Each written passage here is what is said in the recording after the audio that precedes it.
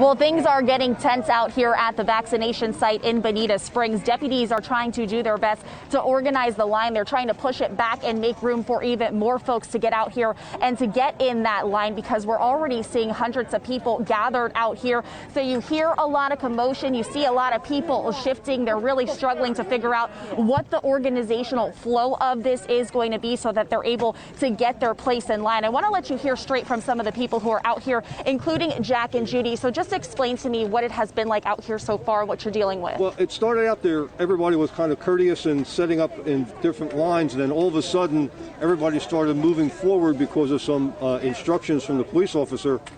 Nobody understood what was going on, and now you have, it's almost like rats trying to abandon a ship, but instead they're all trying to get closer to the building, and there's no respect whatsoever for people who have been here for hours and hours, and it's kind of like a mob scene of senior citizens. And I would imagine you and Judy have some very motivating factors as to why you came out here to get the vaccine. So I'm sure there's some very important reasons as to why you're out here in the first place. Are you fearful that because of how it's being organized, you're not going to be able to get the vaccine? Yes. When we first got here, we were pretty sure, because we got here so early, that it would be possible, and now it looks like it's not going to be possible just because it's not being run the way it needs to be run. The policemen were just doing their job, trying to make more room for back there when the line got bigger, but people misunderstood, and now there are no lines. And so tell me about why you're out here to get the vaccine, and what will happen if you're not able to get it.